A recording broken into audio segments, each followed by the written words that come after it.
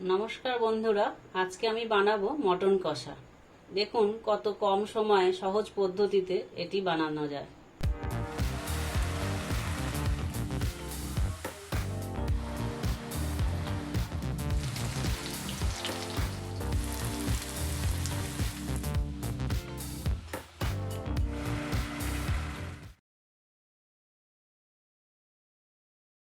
Mutton কষা বানানোর আগে মাংসটাকে ম্যারিনেট করে নেব। ম্যারিনেট করতে এর মধ্যে দিয়ে দিচ্ছি 1.5 চামচ আদা বাটা। আদা বাটার সময় ওতে দুটো কাঁচা লঙ্কাও দিয়েছিলাম। একটা বড় সাইজের পেঁয়াজ বাটা, কুচানো একটা টমেটো, 1 চামচ হলুদ গুঁড়ো, 1/2 চামচ জিরের গুঁড়ো, 1 চামচ লঙ্কার গুঁড়ো, 50 গ্রাম টক দই, 3 চামচ সর্ষের তেল। দইটা দেওয়ার পর এটাকে ভালো করে মাখিয়ে ম্যারিনেট করে রেখে দেবো 1 ঘন্টা।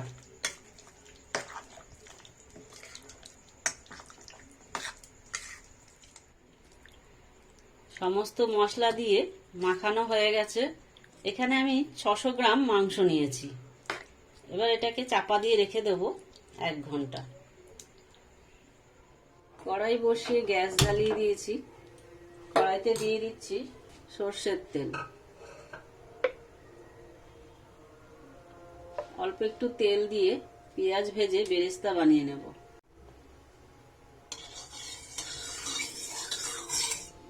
তেল গরম হয়ে গেছে, তুলে নেব।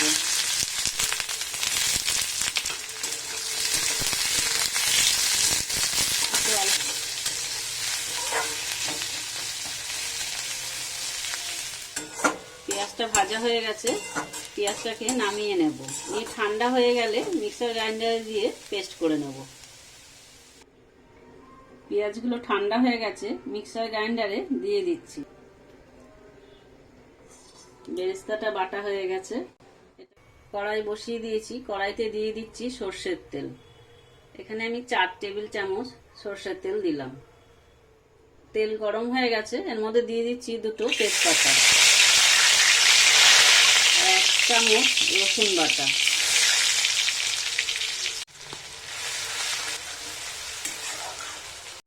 1/2 চামচ চিনি তেলের মধ্যেই দিয়ে দিচ্ছি, কালারটা ভালো আসবে। রসুনটা ভালো করে ভেজে নেব। রসুন ভাজা হয়ে গেছে, এর মধ্যে দিয়ে দিচ্ছি ম্যারিনেট করে রাখা মাংস।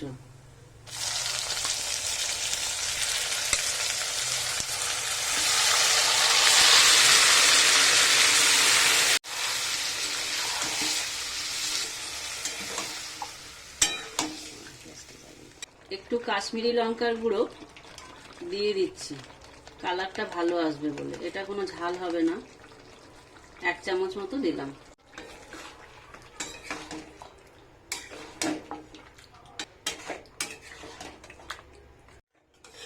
সমস্ত মশলা মেশানো হয়ে গেছে। আঁচ কমিয়ে চাপা দিয়ে রেখে দেব 10 মিনিট। 10 মিনিট হয়ে গেছে।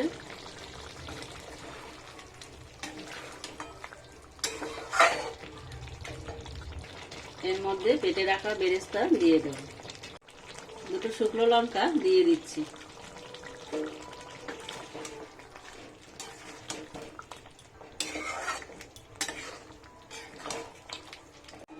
বেরেস্তা মেশানো হয়ে গেছে, আবারও চাপা দিয়ে রেখে দেব 10 মিনিট।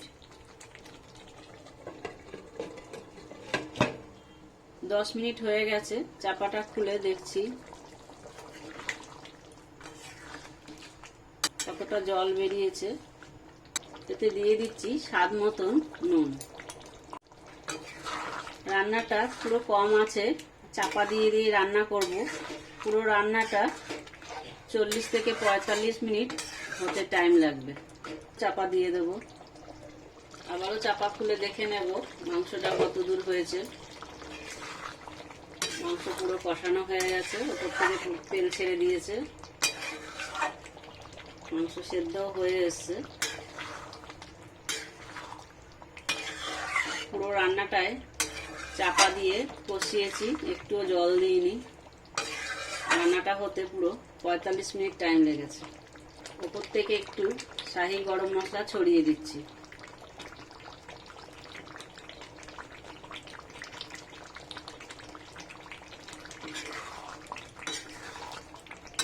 গ্যাসটা নিভিয়ে আরো 5 মিনিট চাপা দিয়ে রেখে দেব।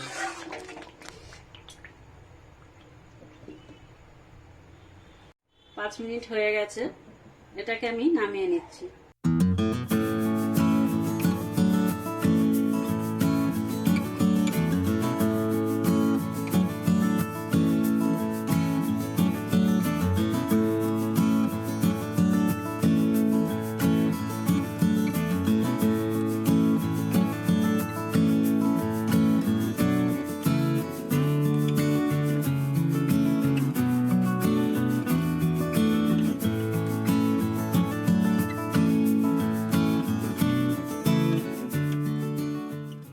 মটন কষাটাকে আমি রুমালি রুটির সঙ্গে সার্ভ করব। স্যালাড দিয়ে দিচ্ছি। ভিডিওটি ভালো লাগলে কমেন্ট করে জানাবেন।